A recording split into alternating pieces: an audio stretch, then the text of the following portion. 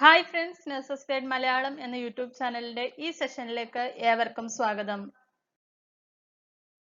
ഇന്ന് നമ്മൾ ഡിസ്കസ് ചെയ്യാൻ പോകുന്നത് സൈക്കാട്രിക് നഴ്സിംഗിലെ ചില പ്രധാനപ്പെട്ട ചോദ്യങ്ങളും അവയുടെ ഉത്തരങ്ങളുമാണ്. ടോപ്പിക്കിലേക്ക് കടക്കാം. ഒന്നാമത്തെ ചോദ്യം, who coined the term schizophrenia?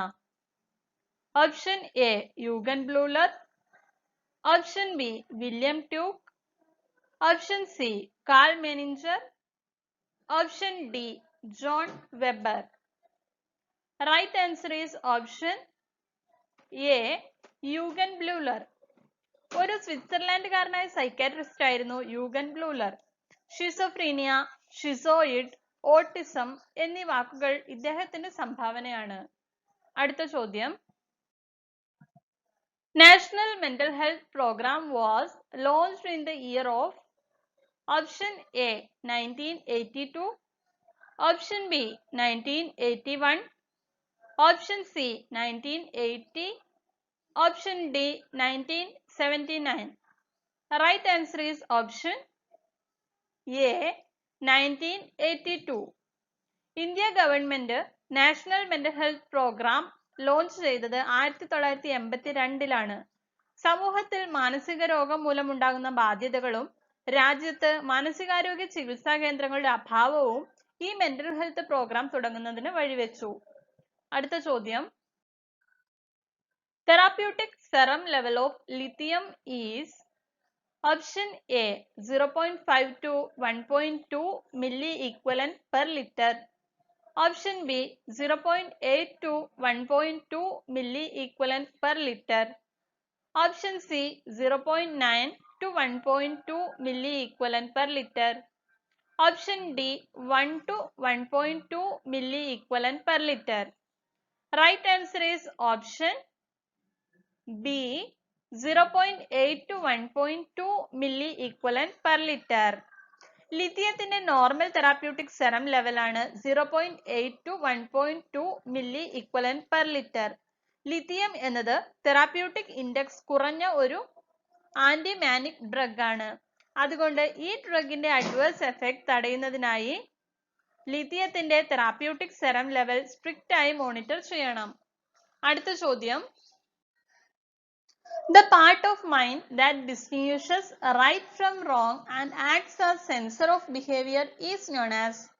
Option A id, option B ego, option C superego, option D libido.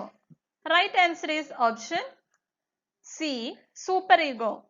Sigmund ഫ്രോയിഡിന്റെ സൈക്കോ അനലിറ്റിക് പേഴ്സണാലിറ്റി തിയറി അനുസരിച്ച് ഇഡ്, ഈഗോ, സൂപ്പർ ഈഗോ എന്നത് ഹ്യൂമൻ പേഴ്സണാലിറ്റിയുടെ 3 ഭാഗങ്ങളാണ്. ഇഡ് എന്നത് പ്ലഷർ പ്രിൻസിപ്പലിനെ ബേസ് ചെയ്തിട്ടുള്ളതാണ്. മനസ്സിന് സന്തോഷം തരുന്ന എന്തും ചെയ്യുവാനുള്ള തോന്നൽ ഉണ്ടാക്കുന്നത് ഇഡ് ആണ്. ഇത് ചിലപ്പോൾ ന്യായീകരിക്കാൻ പറ്റാത്ത കാര്യങ്ങൾ പോലും ആയേക്കാം. അതേസമയം ഈഗോ എന്നത് റിയാലിറ്റി പ്രിൻസിപ്പലിനെ ബേസ് ചെയ്തിരിക്കുന്നു. ഇതാണ് പുറം ലോകത്തെയും ഇഡിനെയും തമ്മിൽ മീഡിയേറ്റ് ചെയ്യുന്നത്. സമൂഹത്തിലുണ്ടാകുന്ന മോശമായ പരിണിത ഫലങ്ങളെ മുൻനിർത്തി ഇഡിന്റെ ആഗ്രഹങ്ങളെ വേണ്ടെന്ന് വെക്കുകയോ പിന്നത്തേക്ക് മാറ്റിവെക്കുകയോ ചെയ്യുന്നത് ഈഗോയാണ്. ഈഗോയിൽ റൈറ്റ്, റോങ് എന്നീ കൺസെപ്റ്റുകൾ ഇല്ല. സ്വയം പ്രശ്നങ്ങളിലൊന്നും പെടാതെ കാര്യങ്ങൾ നേടിയെടുക്കാൻ പറ്റുന്നതെല്ലാം നല്ലത് എന്നതാണ് ഈഗോയുടെ കൺസെപ്റ്റ്. അതേസമയം സൂപ്പർ ഈഗോ എന്നത് ഐഡിയൽ പ്രിൻസിപ്പിളിനെ ബേസ് ചെയ്തിരിക്കുന്നു. ഇഡിന്റെ ആഗ്രഹങ്ങൾ സാധിക്കുവാൻ ഈഗോ എന്തെങ്കിലും പ്രവൃത്തി ചെയ്താൽ സൂപ്പർ ഈഗോ അയാളിൽ നാണക്കേട് ഉണ്ടാക്കുകയോ അഥവാ തെറ്റ് ചെയ്തു എന്ന തോന്നൽ ഉണ്ടാക്കുകയോ ചെയ്യുന്നു. ഒരു സൊസൈറ്റിയിൽ നമ്മൾ എങ്ങനെ ആയിരിക്കണം, എങ്ങനെ പെരുമാറണം എന്നൊക്കെ തീരുമാനിക്കുന്നത് സൂപ്പർ ഈഗോയാണ്. ഉദാഹരണം പറയാം. രാമു ദാഹിച്ചിരിക്കുകയായിരുന്നു. സെർവന്റ് വന്ന് ഗ്ലാസ്സിൽ വെള്ളം നിറച്ചു തരുന്നത് വരെ വെയിറ്റ് ചെയ്യാതെ അയാൾ മേശക്കരികിലെത്തി രാജുവിന്റെ ഗ്ലാസ്സിലുള്ള വെള്ളം എടുത്ത് കുടിച്ചു. ഇവിടെ പ്രവർത്തിച്ചിരിക്കുന്നത് ഇഡാണ്. ഇനി ഈഗോ നോക്കാം. രാമു ദാഹിച്ചിരിക്കുകയായിരുന്നു. രാജുവിന്റെ ഗ്ലാസ്സിൽ നിന്ന് വെള്ളമെടുത്ത് കുടിച്ചാലോ എന്ന് രാമുവിന് തോന്നിയെങ്കിലും സെർവന്റ് വന്ന് ഗ്ലാസ്സിൽ വെള്ളം നിറച്ചുകൊണ്ടുവരും എന്നറിയുന്നതിനാൽ രാമു വെയിറ്റ് ചെയ്തിരുന്നു. അടുത്തത് സൂപ്പർ ഈഗോ നോക്കാം. ജോലി ചെയ്യുന്ന സ്ഥലത്ത് നിന്നും സാധനങ്ങൾ എടുത്തുകൊണ്ടുപോയാൽ ആരും അറിയില്ല എന്ന് രാമുവിന് അറിയുമായിരുന്നു. എന്നിരുന്നാലും മോഷ്ടിക്കുക തെറ്റാണ് എന്ന് രാമുവിന് അറിയുമായിരുന്നു. അതിനാൽ പിടിക്കപ്പെടാൻ സാധ്യതയില്ലാതിരുന്നിട്ടും ഒന്നും അവിടെ നിന്ന് എടുത്തുകൊണ്ട് പോകരുത് എന്ന് അയാൾ തീരുമാനിച്ചു. ഇത് സൂപ്പർ ഈഗോ. അടുത്ത ചോദ്യം. The parrot-like repetition of words spoken by others is known as option A, enmeshment, option B, echopraxia, option C, echolalia, option D, neologism. Right answer is option C, echolalia. Echolalia എന്നാൽ വേറൊരാൾ പറഞ്ഞ വാക്കുകൾ patient repeat ചെയ്ത് പറഞ്ഞുകൊണ്ടിരിക്കുന്ന അവസ്ഥ. അടുത്ത ചോദ്യം. Identity versus role confusion is the task of which stage of development according to Erikson? Option A, toddler, option B, preschooler, option C, adolescent, option D, adult. Right answer is option C, adolescent. എറിക്സന്റെ developmental theory അനുസരിച്ച് ഓരോ സ്റ്റേജിലെയും ടാസ്കുകൾ നമുക്ക് നോക്കാം. Infancy, trust versus mistrust. Early childhood, autonomy versus shame or doubt. Pre schooler, initiative versus guilt. School age, industry versus inferiority. Adolescence, identity versus role confusion. Early adulthood, intimacy versus isolation. Adulthood, generativity versus stagnation. Geriatric, ego integrity versus despair. അടുത്ത ചോദ്യം. Which of the following neurotransmitter is deficient in depression? Option A, serotonin, option B, 5-HT, option C, both A and B, option D, GABA. Right answer is option C, both A and B. Serotonin, five hydroxytryptamine എന്നീ neuro ട്രാൻസ്മിറ്ററുകൾ excitatory neuro transmitters ആണ്. ഡിപ്രഷനിൽ ഇവയുടെ ഡെഫിഷ്യൻസിയാണ് ഉണ്ടാകുന്നത്. അടുത്ത ചോദ്യം. Rechanneling of socially unacceptable drives into activities that are more tolerable and constructive is known as option A, displacement, option B, sublimation, option C, intellectualization, option D, projection. Right answer is option B, sublimation. സൊസൈറ്റിക്ക് അംഗീകരിക്കാൻ പറ്റാത്ത ഏതെങ്കിലും ഒരു ആക്ടിവിറ്റിയെ കൂടുതൽ സ്വീകാര്യമായ മറ്റേതെങ്കിലും രീതിയിലേക്ക് മാറ്റുന്നതാണ് sublimation. ഉദാഹരണത്തിന്, പെട്ടെന്ന് ദേഷ്യം വരുന്ന പ്രകൃതമുള്ള ഒരാൾ ബോക്സിംഗ് ക്ലബിൽ ചേരുന്നു. അതുപോലെ തന്നെ ഒരു കമ്പനിയിൽ സെലക്ട് ആകാത്തതിന്റെ വിഷമം തീർക്കാൻ അയാൾ കഠിനാധ്വാനം ചെയ്ത് സ്വന്തമായി ഒരു ബിസിനസ് തുടങ്ങുന്നു. ഇത് രണ്ടും സബ്ലിമേഷന് ഉദാഹരണങ്ങളാണ്. അടുത്ത ചോദ്യം. Rama is admitted in psychiatric ward, refused to eat breakfast by stating that the food is poisoned. This kind of response is an example of option A, hallucination, option B, illusion, option C, delusion, option D, empathy. Right answer is option C, delusion.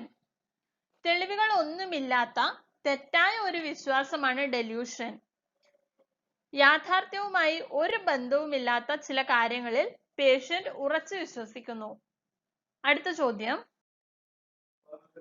Johari window quadrant numbers are option A, 2, option B, 6, option C, 4, option D, 8.